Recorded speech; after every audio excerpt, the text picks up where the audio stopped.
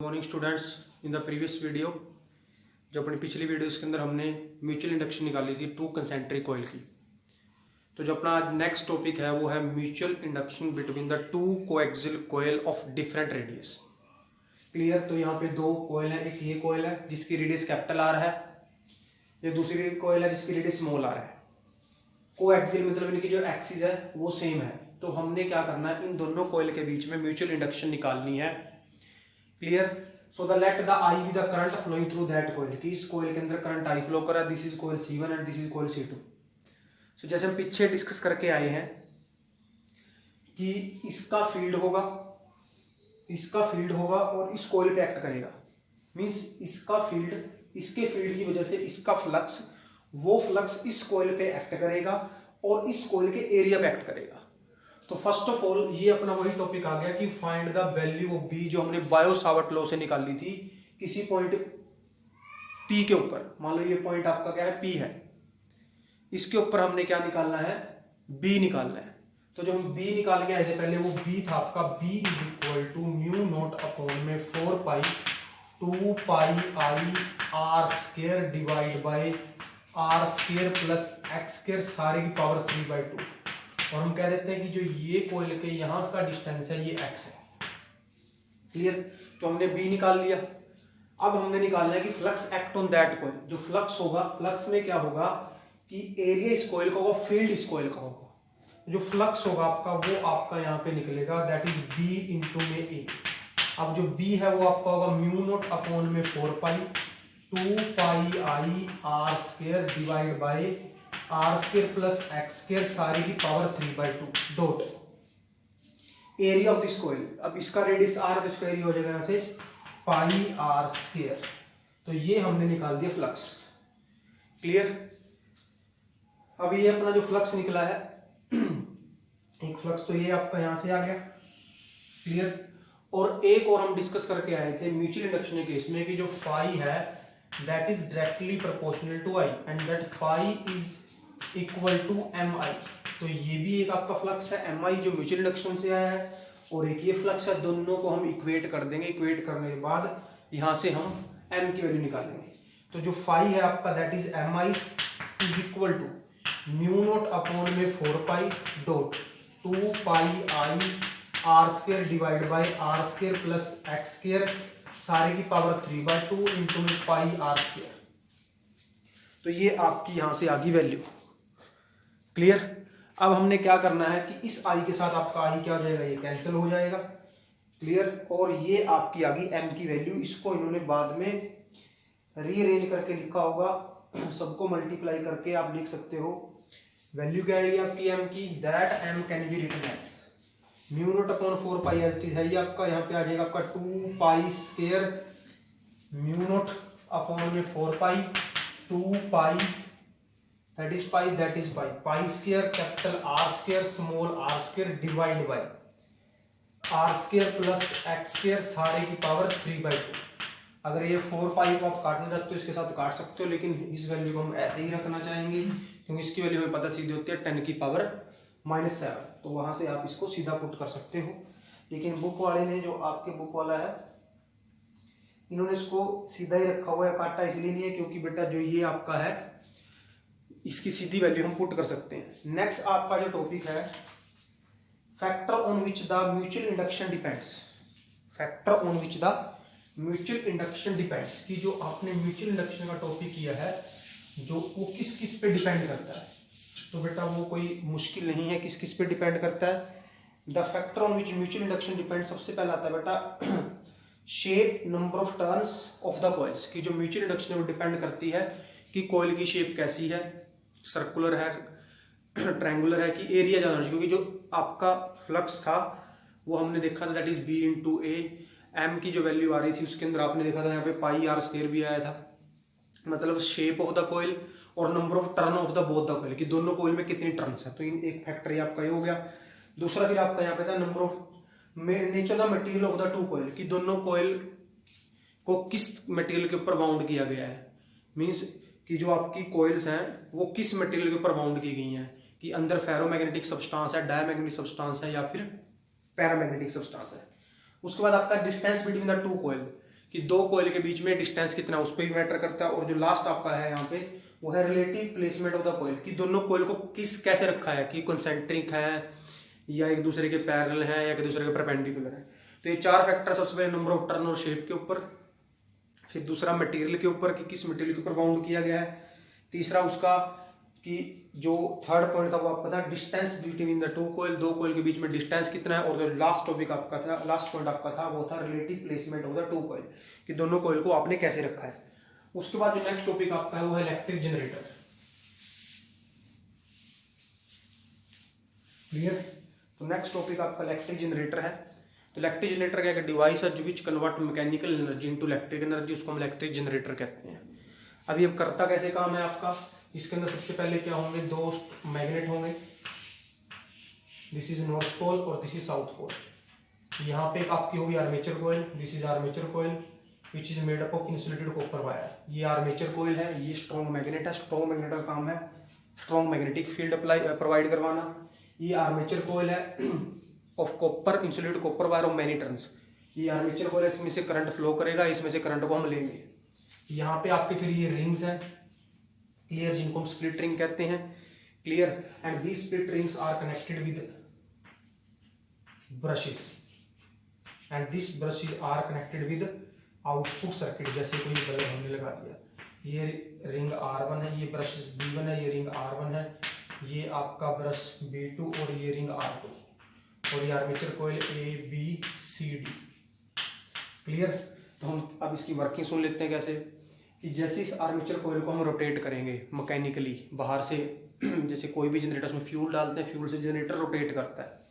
तो जैसे ये कॉइल रोटेट करेगी, इस कॉइल के रोटेट होने से इसके ऊपर जो इस मैग्नेट का जो फ्लक्स है वो चेंज होगा, और उस फ्लक्स चेंज होने की वजह से इसमें होगी इंड्यूस ईएमएफ। उस इंड्यूस ईएमएफ की वजह से यहाँ पे प्रोड्यूस होगा करंट, उस करंट को हम आउटपुट सर्किट में ले लेंगे। तो ये ब्रशेज जो है, ब्रशेज है वो कहते हैं it we can say it provide the current, it taken out the current from the circuit. Rings आपके हैं which is connected to the armature coil, ये आपके आर्मेचर कॉइल के साथ ही रोटेट करेंगे। मतलब ये है कि जो ब्रशेज हैं उनको फिक्स रहते हैं, रिंग आपका रोटेट करता है। पहले रिंग मान लो R1 और B1 कनेक्टेड है, फिर बाद में आपका R2 और B1 कनेक्ट हो जाएंगे। तो इसकी वर्किंग थी, अब हमने इसकी थ्योरी पढ़नी है। क्लियर?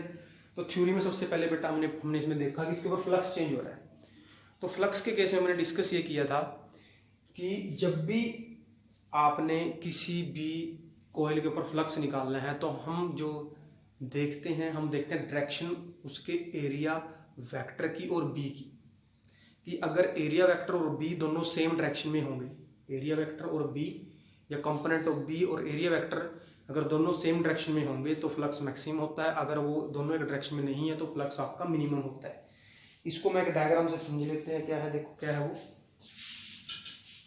एक डायग्राम बनाएंगे, वहां से आपने समझना है, आपकी बुक में भी है वो डायग्राम, कि फॉर एग्जांपल ये आपकी कॉइल, ये आपके मैग्नेट है, क्लियर, ये आपकी कॉइल है, क्लियर, और ये आपका यहाँ पे ये बी की डायरेक्शन है, मतलब ये, क्लियर। तो अब हमने क्या किया, यहाँ पे हमने इस कॉइल का एरिया वेक्टर ड्रॉ कर दिया, दिस इज एरिया वेक्टर, जिसको हम सरफेस वेक्टर कहते हैं। अब जो सरफेस वेक्टर है ये इसका है बेटा सरफेस वेक्टर, जिसको हम एरिया वेक्टर कहते हैं। A vector drawn perpendicular to the surface is called surface vector. तुमने इसका सरफेस वेक्टर ड्रॉ कर दिया, और ये हमने है बी की डायरेक्शन, हमने कह दिया कि जो सरफेस वेक्टर और बी के बीच में एंगल है थीटा, क्लियर। अब हमने क्या किया, इस बी को रिजोल्व करना है बेटा हमने, कि बी का एक तो ये कंपोनेंट आएगा और एक मान लो बी का ये कंपोनेंट आता है ऐसे, विच इज परपेंडिकुलर टू। अब जो थीटा वाला है तो जो ये कंपोनेंट होगा ये आपका होगा बी कोस थीटा, क्लियर। तो अब हमने वो कंपोनेंट लेना है which is along the area vector, means B का वो कंपोनेंट जो एरिया वेक्टर के अलोंग है, जिसके अंदर लिखते हैं बी। तो जो फ्लक्स होता है आपका वो होता है आपका बी ए कोस थीटा। अगर थीटा की वैल्यू आपकी क्या हो जाती है यहाँ पे 90 हो जाती है, मीन्स हम बी का वो कंपोनेंट लेते हैं। अगर बी और ए के बीच में एंगल कितना है, ए में से एरिया वेक्टर के बीच में एंगल कितना है, अगर यहाँ पे एंगल 90 डिग्री हो जाता है तो फ्लक्स हो जाएगा 0। तो हमने वो कंपोनेंट लेना है जिसके अंदर अगर मैं यहाँ से फ्लक्स लिखता हूँ तो फ्लक्स आपका होगा that is B A cos theta, clear. और इस कोस थीटा की वैल्यू कितनी है, 0 है, तो कोस 0 1 हो गया, तो आपका फ्लक्स जो आ गया वो आ गया बी ए। अब इस केस में जो एरिया वेक्टर है और जो बी का कौन सा कंपोनेंट है, कोस वाला कंपोनेंट है, तो आपका जो फ्लक्स आ गया यहाँ से यहाँ पर आपका बी ए कोस थीटा। अब ये जो कोस थीटा है ये आपका बी का we can say that horizontal component हम ले रहे हैं, जो आपके एरिया वेक्टर के अलोंग है। एरिया वेक्टर के तो क्या है, अलोंग है, लेकिन इसके सरफेस के क्या है, वो परपेंडिकुलर है। मींस कोयल के परपेंडिकुलर और कोयल के जो सरफेस वेक्टर है उसके है वो अलोंग। तो ये आपका हमने यहाँ से फ्लक्स निकाल लिया, क्योंकि हमने यहाँ पे फ्लक्स इसलिए निकाला क्योंकि हमने निकाले यहाँ पे ईएमएफ क्या प्रोड्यूस हुई है, और हमें पता है ईएमएफ किसके तो d∅/dt के इक्वल होती है, वो हमें पता है। तो अब हम ये कहेंगे कि जो आपकी ये कोयल है जो ये रोटेट कर रही है, it rotate with angular velocity omega. Clear, for in time T, किसी टाइम टी में रोटेट कर रही है। तो we all know that omega is equal to θ/t। जो ओमेगा होता है वो एंगुलर वेलोसिटी है, that is angular displacement upon time. तो the theta comes out to be omega T. Theta कितना आ गया आपका, ओमेगा टी आ गया। इसके बाद हमने यहाँ पे ईएमएफ निकालनी है कि ईएमएफ क्या होगी, और उसके बाद अगर मैं कह देता हूँ कि there the N turn in the coil then your flux become NBA cos theta. तो ये आपका फ्लक्स आ गया। तो वी ऑल नो दैट कि ईएमएफ जो होती है दैट इज -d∅/dt। क्लियर, ये हमने पढ़ा था पीछे। The EMF produce in a coil that is equal to rate of change of that magnetic flux, की वो rate of change of magnetic flux के इक्वल होगी। अब हमने यहाँ पे कुछ नहीं करना, we have to put the value. हमने यहाँ पे वैल्यू पुट करनी है, उसको सोल्व करना है। तो जब मैं यहाँ पे वैल्यू पुट करूंगा, किसकी पुट करेंगे, पहले हम यहाँ पे फ्लक्स की वैल्यू पुट करेंगे। तो जब आपका जो फ्लक्स है दैट इज -d∅/dt इनटू में that is NBA cos theta. ये थीटा आपका किसके इक्वल है, ओमेगा टी के इक्वल। इसको हम बाद में पुट कर लेंगे। अब इसमें से जो कॉमन आता है उसको कॉमन ले लेंगे हम। यहाँ से n कॉमन आ गया, b आ गया, a आ गया, क्योंकि ये चीजें चेंज नहीं हो रही। तो यहाँ पे आपका माइनस का साइन भी बाहर है, तो अंदर आ गया d/dt ऑफ cos थीटा। जो cos थीटा है उसकी जो डिफरेंशिएशन होगी माइनस sin थीटा। तो यहाँ पे आपका बन जाएगा NBA। Clear, that cos become minus sin theta, this minus and minus plus, तो NBA sin theta comes to आपको भी ईएमएफ, जो आपकी ईएमएफ प्रोड्यूस हुई है। अब ये ईएमएफ मैक्सिमम कब होगी, क्लियर। तो अगर आपका साइन थीटा किसके इक्वल होगा, 1 के इक्वल होगा। जब साइन थीटा 1 के इक्वल होगा, तो if this sine theta is equal to 1 then your EMF is maximum. So we write here E0। E0 means maximum peak value of the EMF, that comes out to be NBA। एक यहाँ पे हो रहेगा बेटा। तो जब हम यहाँ पे इस थीटा की जगह ओमेगा टी पुट करेंगे, थीटा की जगह पे ओमेगा टी पुट कर दिया, यहीं पे पुट कर लेते हैं ओमेगा टी। तो जब इसकी हम करेंगे तो कोस ओमेगा टी होगी माइनस साइन ओमेगा टी, फिर इस ओमेगा टी की बनेगी ओमेगा। तो इसके साथ आपका यहाँ पे ओमेगा भी आएगा और अंदर आएगा ओमेगा टी। तो यहाँ पे NBA omega sine omega T, और साइन ओमेगा टी 1 के इक्वल है। तो जो E0 है आपका ये आ गई मैक्सिमम। क्लियर। तो अब हम फिर से वहीं पे जाएंगे पहले वाली वैल्यू के ऊपर। जो पहले वाली वैल्यू आपकी थी उसके ऊपर चलते हैं हम। जो E था वो आपका था NBA omega sine omega T. ठीक है, यहाँ से NBA ये ओमेगा आ गया, साइन ओमेगा टी ये। क्लियर। और यहाँ पे जो हमने NBA ओमेगा, तो इसको क्या लिखा अपने E0, मतलब मैक्सिमम। तो E comes out to be E0 sine omega T. Clear. अब हमने इसकी अलग अलग वैल्यू के ऊपर अलग अलग इसको हमने बताना है कि ईएमएफ कब मैक्सिमम होगी, कब मिनिमम होगी। क्लियर। तो वो आपका डिपेंड करेगा इस एंगल के ऊपर। क्लियर। सो इफ जो ओमेगा टी आपका किसके इक्वल है, अगर थीटा किसके इक्वल है आपका 0 के इक्वल है, इस ओमेगा टी को पूरा हम थीटा लिख लेते हैं। If omega T written as theta, पीछे लिख के आए हम उसको। तो यहाँ पे जो आपका ई होगा that is E0 sine theta के इक्वल आ गया। अब हम थीटा की वैल्यू पुट करें, थीटा इज 0। अगर थीटा किसके इक्वल है, थीटा आपका 0 है। क्लियर। अगर आपका एंगल 0 है, अगर साइन 0 कितना हो जाएगा बेटा 0, तो ई की वैल्यू आ जाएगी 0। क्लियर। उसके बाद अगर थीटा कितना है आपका 90 डिग्री है, तो आपका जो ई होगा that comes out to be E0। फिर आपका अगर थीटा किसके इक्वल है तो 180 के इक्वल है, देन अगेन ई इज 0। अगर थीटा आपका किसके इक्वल है 270 के इक्वल है, तो then E come to minus E0 means ये आपका जाएगा। अब इसके लिए अगर मैं ग्राफ प्लॉट करता हूँ तो आपका ग्राफ ये आएगा, देखो सारे ध्यान से। First of all clear. और आप वहां से उसकी वैल्यू पे टाइम पीरियड भी निकाल सकते हो, क्योंकि omega is equal to 2 pi by T होता है, ठीक है ना। तो थीटा की वैल्यू है ओमेगा टी, क्लियर। और उस टाइम के अकॉर्डिंग हम वैल्यू भी निकाल सकते हैं यहाँ पे, क्लियर। तो पहले एक बार देख लेते हैं, उसके बाद उसको भी समझते हैं क्या है कि जब आपका एंगल कितना है 0 है तो यहाँ से शुरू होगी वैल्यू भी। तो जब आपका एंगल कितना है, मान लो दिस इज π/2, ये आपका आ गया π/2, ये π/2 था, 90 था तो मैक्सिमम हो गया। उसके बाद जब एंगल कितना गया 180, तो यहाँ पे हम आ गए पाई के ऊपर, तो 180 पे 0 होगी। फिर उसके बाद हम गए यहाँ पे, दिस इज, ये आपका 370 होगा, वैल्यू मैक्सिमम होगी लेकिन किसी चीज होगी माइनस की। और जब 360 पे आएंगे तो फिर से आपकी क्या हो जाएगी, 0 हो जाएगी। तो इससे हम टाइम पीरियड भी निकाल सकते हैं। Omega is equal to π/t होता है, ठीक है। अगर हमें theta is equal to omega T था, क्लियर, वहां से हम इसको आगे सोल्व कर सकते हैं। इसके बाद एक और पॉइंट देखते हैं क्या है, हम टाइम पीरियड का देखते हैं कि टाइम पीरियड कैसे निकालेंगे हम। अब इसको देखते हैं कि ये जब आपका π/2 था तो π/2 पे टाइम क्या होगा। तो थीटा कितना आपका, मान लो π/2 इज इक्वल टू, और जो ओमेगा होता है आपका वो होता है 2 π/t, क्लियर। इनटू में यहाँ पे आ गया टी, हम ये टाइम निकालना क्या होगा, क्लियर। तो ये पाई के साथ आपका पाई कैंसिल हो गया, ये आपका टी इधर चला जाएगा और ये 2 नीचे, तो t/4। तो जब थीटा कितना है आपका 90 डिग्री है, तो जो टी है आपका होगा t/4, तो जो ये टाइम होगा आपका दिस इज t/4, क्लियर। यहाँ पे मतलब टाइम का 4th पार्ट। उसके बाद हम कहते हैं थीटा आपका है पाई, पाई मतलब 180 यहाँ पे। तो ओमेगा टी है तो ओमेगा में आ गया 2 π/T इंटू में स्मॉल टी, क्लियर। ये आपका पाई से पाई कैंसिल होगा, ये टी ऊपर चला जाएगा 2 नीचे, तो this is t/2 is equal to, तो जो ये टाइम होगा यहाँ पे आपकी वैल्यू होगी t/2।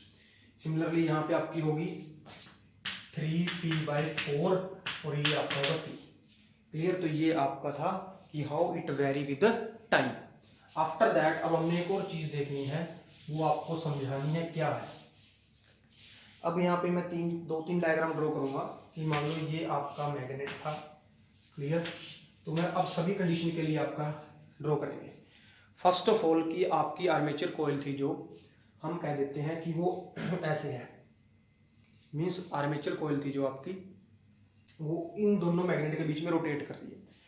अगर आर्मेचर कॉइल आपकी इन दोनों मैग्नेट के बीच में रोटेट करेगी तो हम कहते हैं कि फर्स्ट जो उसकी पोजीशन थी, फॉर एग्जांपल वो ऐसे थी, क्लियर, वो ऐसे थी।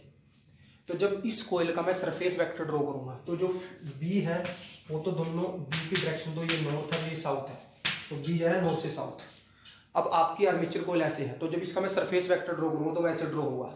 तो अगर मैं इसका सरफेस वेक्टर और इसका एरिया वेक्टर अगर मैं ड्रॉ करता हूं तो एरिया वेक्टर भी इधर है, बी है, तो बी और ए के बीच में जो एंगल है वो थीटा कितना है 0 है, क्लियर। अगर थीटा 0 है तभी आपका थीटा 0 जो था, तो उस थीटा 0 के केस में जब हमने लिखा था that is EMF at theta 0 थी।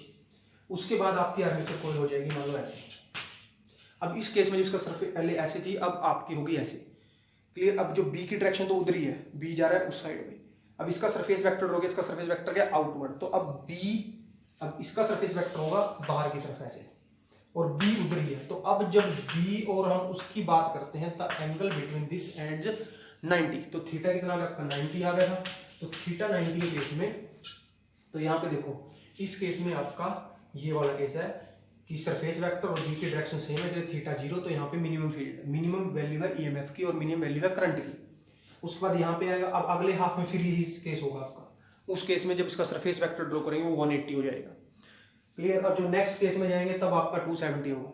मीन्स कहने की बात बेटा है, ये आर्मेचर कॉइल है, हमने इसका सरफेस वेक्टर देखा ना कि सरफेस, क्लियर। अब देखा जाए तो इस केस में इसके सरफेस, ये सरफेस है मान लो, और उधर से फील्ड आ रहा है, तो दोनों आपको लग रहे हैं एक, लेकिन आपने हमेशा you have to see the angle between the surface vector and magnetic field. तो ये मैग्नेटिक फील्ड है, इसका सरफेस वेक्टर ऐसे होगा, तो एंगल 90 डिग्री हो गया।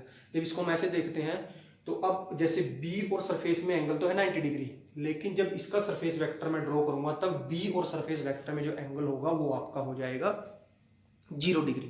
तो ये आपने समझना है। तो ये इस चैप्टर का आपका लास्ट टॉपिक था, जो हमने इसकी थ्योरी को कंप्लीट कर लिया है। इसके बाद आपके साथ कुछ क्वेश्चन डिस्कस करेंगे हम। एक दो क्वेश्चन डिस्कस कर लेता हूँ आपके साथ में। वो क्वेश्चन क्या है,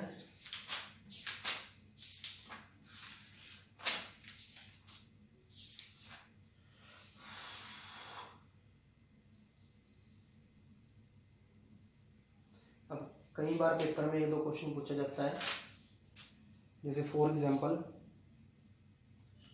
कि यहाँ पे क्वेश्चन है, सैम्पल पेपर में बहुत सारे मिलेंगे ऐसे क्वेश्चन, लेकिन आपने अभी सिर्फ ये क्वेश्चन को देखना है। एक छोटा सा क्वेश्चन है आपका कि बेटा ये कोई करंट कैरिंग कॉइल है, इसके ऊपर एक कॉइल रखी हुई है और करंट की डायरेक्शन ये है।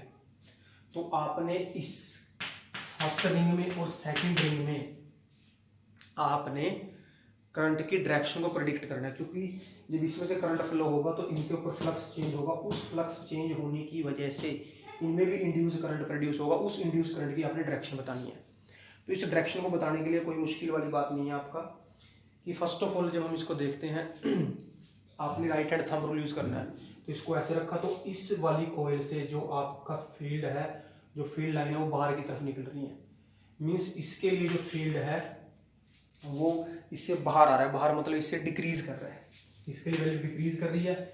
और जब इस पे देखते हैं हम, तो इसमें घूम के फील्ड लाइन अंदर आ रही है। तो इसका मतलब यहाँ पे फील्ड क्या कर रहा है, इंक्रीज कर रहा है। मतलब इस कॉइल के लिए फील्ड डिक्रीज करेगा, इस कॉइल के लिए फील्ड क्या करेगा, इंक्रीज करेगा। तो हमने पढ़ा था कि यहाँ पे कि जब हमने लेंज लॉ पढ़ा था, तो लेंज लॉ में एक पॉइंट आया था आपका। वो पॉइंट क्या था लेंज लॉ के लिए, कहता है if magnetic flux link with a close loop increases the current is anti clockwise. कि अगर किसी के लिए फ्लक्स जो मैग्नेटिक फील्ड है या जो फ्लक्स है अगर इंक्रीज करेगा, इधर मैग्नेटिक फ्लक्स लिंक विद, अब यहाँ पे देखते हैं, देखो ये फील्ड लाइन बाहर निकले, मतलब इसके लिए फील्ड लाइन बाहर आ रही है, इसका मतलब इसके ऊपर फ्लक्स डिक्रीज हो रहा है। लेकिन इसके अंदर फील्ड लाइन अंदर जा रही है, मतलब इसके लिए फ्लक्स इंक्रीज हो रहा है। तो जिसके लिए फ्लक्स इंक्रीज होगा वहां पे डायरेक्शन होगी एंटी क्लॉकवाइज। यहाँ पे होगी एंटी और यहाँ पे होगी क्लॉकवाइज डायरेक्शन। तो ये आपने देखना है। इसके बहुत सारे क्वेश्चन और हैं, हम डिस्कस करेंगे लेटर पार्ट के अंदर। क्लियर। तो इस केस में आपकी होगी एंटी क्लॉकवाइज डायरेक्शन और जो दूसरा होगा उसमें आपकी होगी क्लॉकवाइज डायरेक्शन।